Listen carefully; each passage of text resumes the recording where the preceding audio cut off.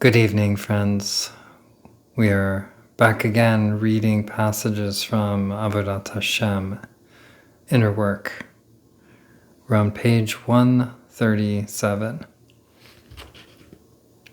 Sometimes God reminds us that God exists, but generally we are disconnected from God. We are not living and thinking and feeling like we would if we felt ourselves in the presence of the ruler of the entire universe.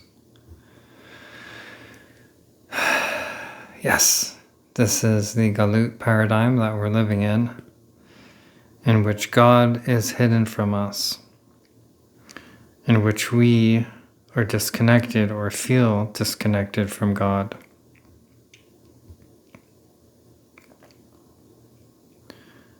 Only sometimes does God remind us that God exists. Only sometimes we have an experience of the divine. We are walking asleep through life, walking, living in the matrix, thinking the shadows are real. And we're completely disconnected and blind to the presence of the divine. We're not living, thinking, and feeling like we would if we felt ourselves in the presence of the Master of the universe, of the ruler of the cosmos. This is the plight of humanity. This is the very, very sad situation of the galut, of the exile. This is why everyone's walking around like everything is normal when nothing is normal. Everything is magical and mysterious. Every moment is absolute magic. But we walk through the streets and the woods thinking that it's all normal. The work of the spiritual seeker is to burn through the layers of mundane reality, the layers of the matrix, and discover God here now. To know without a doubt that we are in God and God is love, and to fight with everything we have in our being, to open to that truth, not just to know it intellectually, but to bring it down into our hearts and our bodies and our beings. This is the sacred task of all spiritual warriors, of all spiritual seekers of every spiritual tradition.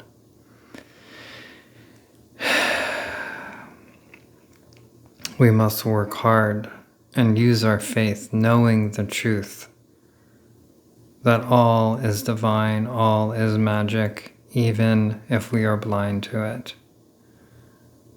But we can see, we will see. We just have to fight for it, work for it, make it the most important priority. Create practices to remember this is the reality, this is the truth. In the face of everyone else vibrating in unconsciousness and sleep in the matrix, we fight to see, to live, to love.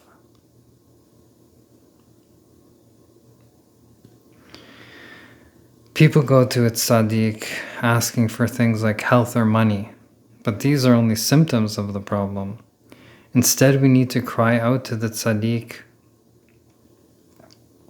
quote, help us understand our inner work, exclamation mark, end quote.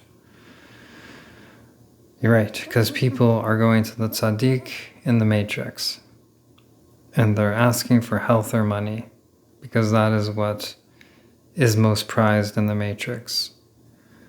But these are only symptoms of the problem.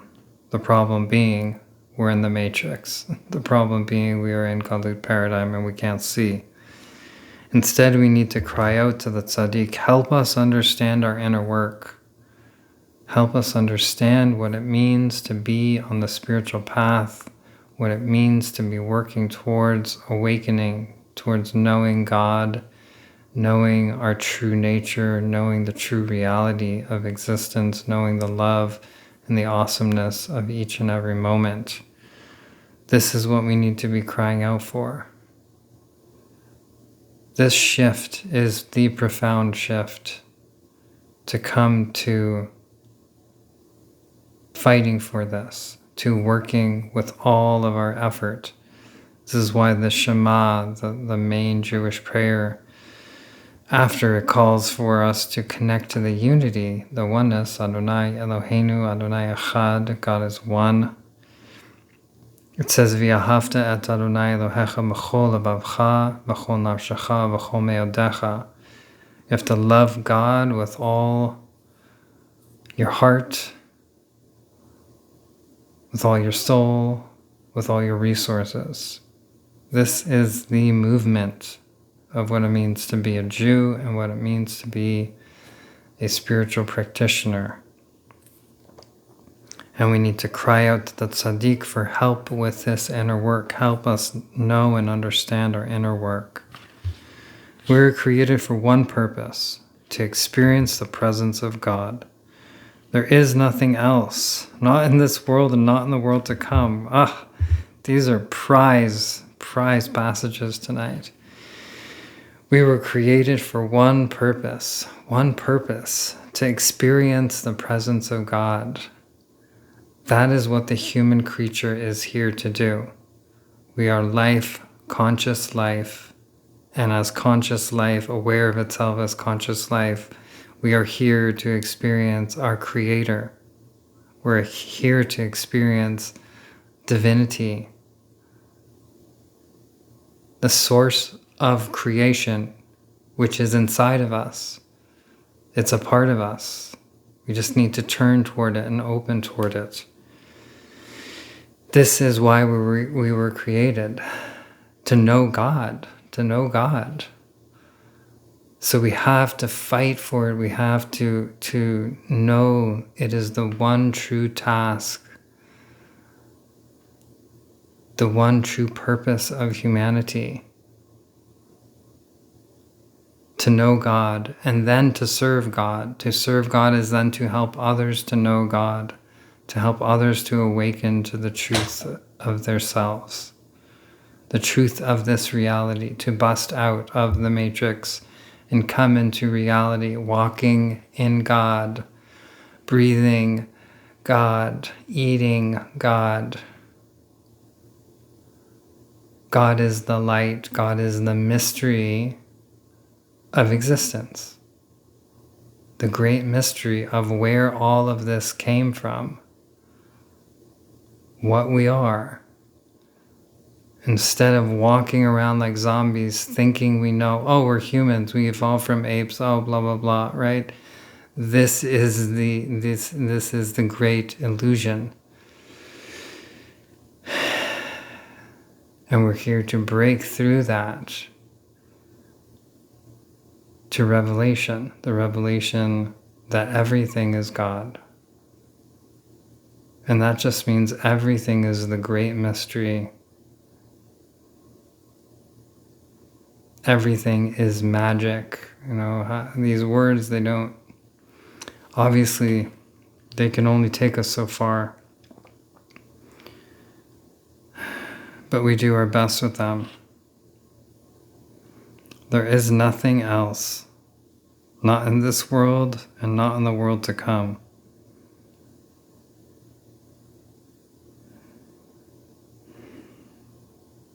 We just need to remember every single day, every moment.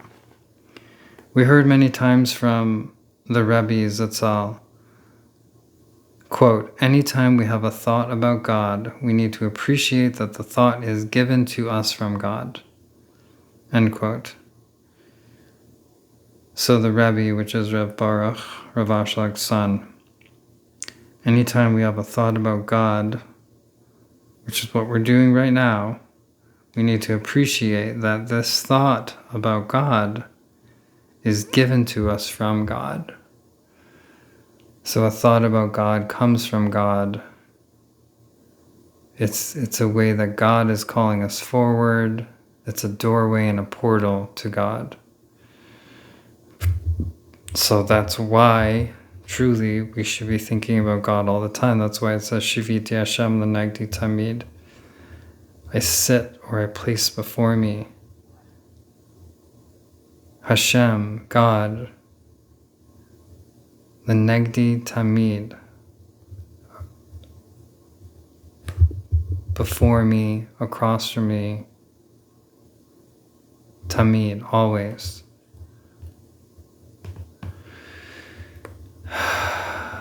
Placing God in our consciousness, always, always, always. This is the secret. This is the mantra. This is why in the East they do japa. It's why the nuns do the rosary, to place God before you at all times. As we said last night, to see the spark of God in every human being, the diamond shining, wanting to shine forth in every human being. This is our purpose.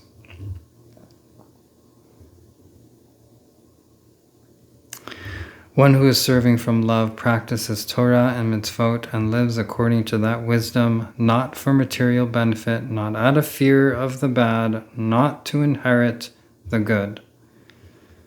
The person is doing what is true just because it is true. This is a very high level, and not every sage attains this. Right? When you're serving from love, and you practice the Torah and mitzvot, or you practice spiritual practice, whatever it may be, and you live according to that wisdom, you're not doing it for material benefit. You're not doing it out of fear of the bad or fear of punishment. And you're not doing it to inherit the good. You're not doing it for reward. You simply do it because it's true. You simply do it because it's true, because you know that it's all God. And you serve out of love because you feel the love for God. Because once you open your heart to the fact that everything is God and God is here right now, showering down love upon us eternally and unconditionally, and you recognize that, wow, that's it, it's right here. Right? All this seeking and searching and all the reading and the studying and the practices, when you get it, that it's right here, right now, this is it. There's so much love that fills your heart. To love back, to love and serve the Creator, to love and serve the Divine. And you just do it because it's true, because you have so much love now in your heart for God. Because this is it. There's nothing else. And your eyes and your heart are open to the truth. So you serve the truth because it's truth.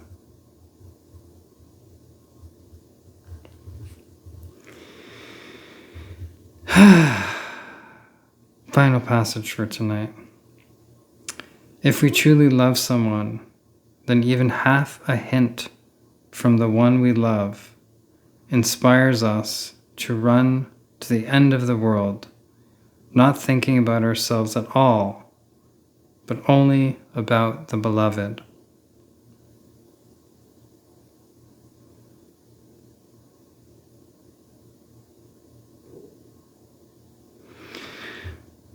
So if we truly love someone, And also, if we truly love God, then even half a hint from the one we love, half a hint of what they want or what they need or who they are, what they are, inspires us to run to the end of the world.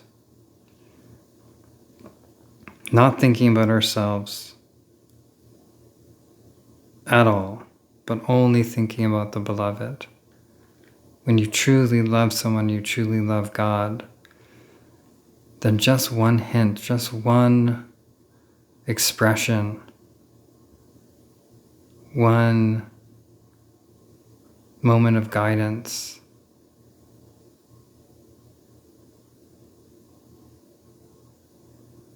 one revelation, one little glimpse of that beloved,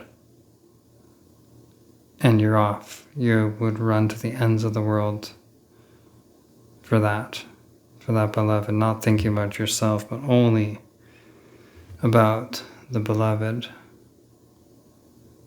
That's the kind of love we are longing for. That's the kind of love we are praying for, to love God so deeply that we would run to the ends of the world to serve the divine, to serve the Creator, not thinking about ourselves at all, just thinking about the beloved, this awesome, loving God, loving energy, this magic and mystery that's right here, just waiting for us, always just waiting.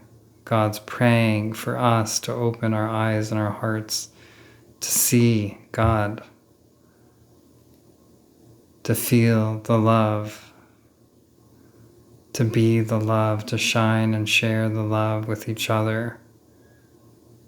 This is our purpose. This is why we're here. And the whole world, so much of the world is plotting against us. So much of the world is pulling us in the opposite direction, pulling us into the mud and meshing us into these illusory masks and identities, wanting to keep us trapped in the matrix, just to prey off of us, just to make their pockets fatter. It's sad, but it's true. And it's not like everyone's evil who's trying to benefit off of us, but people are so enmeshed in the matrix, they're just trying to survive. And the greedy ones are just trying to get more and more and more. And other people are just trying to keep humanity from turning into chaos, keep us in line. It's wild. It's wild. But we are here and we're praying to open our hearts to the love that is here and ready for us, to see our true purpose, to know ourselves, to know God, to feel God's love, and to love ourselves as God, and to love each other as God, and to bring about the Geulah, the true Geulah Shlema, the complete redemption, which starts with one individual at a time, awakening to our true nature, our true self, and living that in the world. Just one of us waking up, and then taking that light, that flame, and igniting another, and another, and another. The fire doesn't diminish, it only grows brighter. Wonderful teachings tonight. Shavua Tov. Have a wonderful night, a wonderful week ahead.